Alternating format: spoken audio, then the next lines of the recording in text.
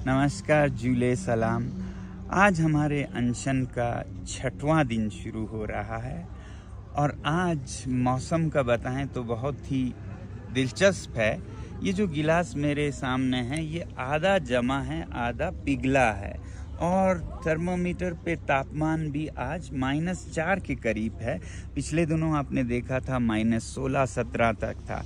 तो आज अचानक गर्म क्यों हुआ, तापमान कैसे बढ़ गया, इसका रहस्य है आज के आकाश में। आप देख रहे हैं आज बादल छाए हुए हैं। तो क्या होता है कि जो धरती से गर्मी के किरणें निकलती हैं इंफ्रारेड में, वो वैसे तो पूरे यूनिवर्स तक पहुंच जाता है, मगर जब बादल छाए हों तो वो बादल उसे रिफ्लेक्ट करके वापस धरती पर भेज देती है और इस वजह से तापमान बढ़ जाता है। पिछले दिनों बिल्कुल खुला आसमान था, साफ था और इसलिए तरंगे यूनिवर्स की तरफ ही जाती जा रही थी, इसलिए ठंडा था।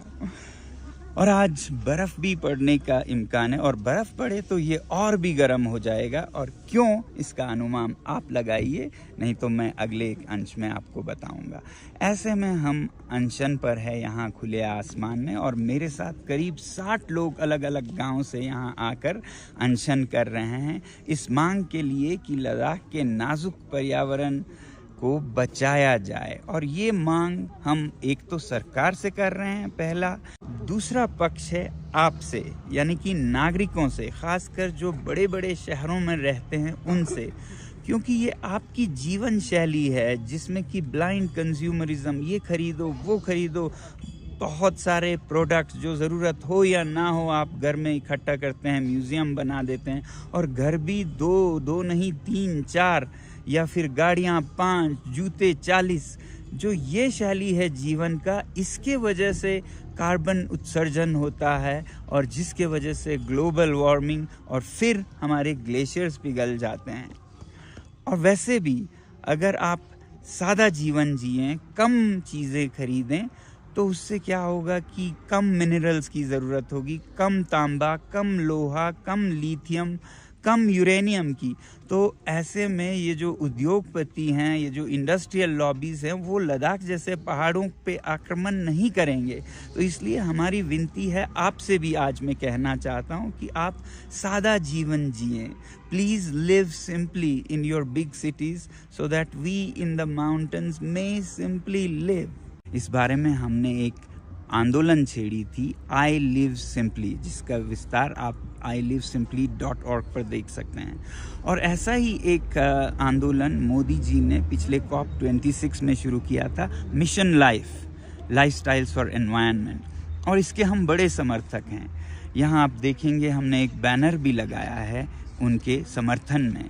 अब यहाँ पर लोग आते हैं तो पूछते हैं आपने ये बैनर क्या लगाया। हम मोदी जी का शक्ल भी नहीं देखना चाहते हैं, मगर हम कहते हैं जो उन्होंने अच्छा किया है हम उनकी अच्छाई समझें, बुरा जब करेंगे उसका हम तिरस्कार भी करेंगे, क्योंकि अच्छे को अच्छा कहना ही अच्छा है।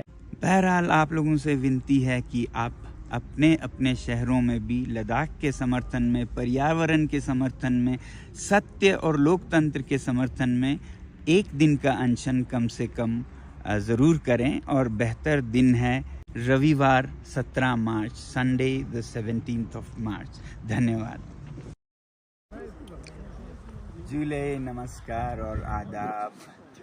ये अपडेट मैं 6ठे दिन के अनशन के खात्मे पर दे रहा हूँ और मैं बिल्कुल चुस्त हूँ, बहुत अच्छे से हूँ।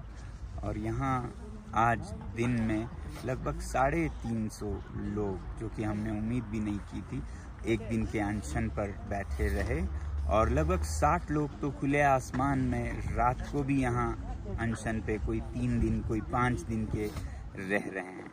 अब आप लोगों में से कई ने पूछा है क्या सरकार ने सुनी आपकी बात, क्या उन्होंने आपसे वार्तालाप की?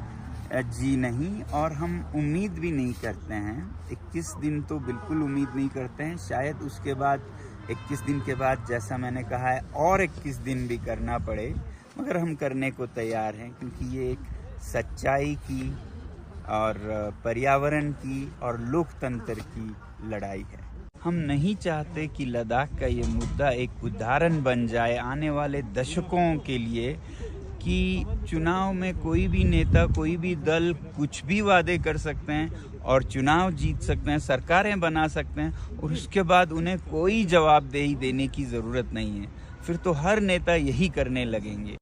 मैं कोई राजनीतिज्ञ तो नहीं और कोई नाता भी नहीं है, मगर इतना कह सकता हूँ कि अगर अभी भी ये सरकार लद्दाख के लोकतंत्र और संरक्षण के मांगों को मानती है तो लद्दाख की जनता मेरे ख्याल से तो पूर्ण सहमति से इनको जिताएगी यहाँ से। मगर ऐसा नहीं करते, हमें बिना पैर के छोड़ देती है, ना लोकतंत्र ना संरक्षण।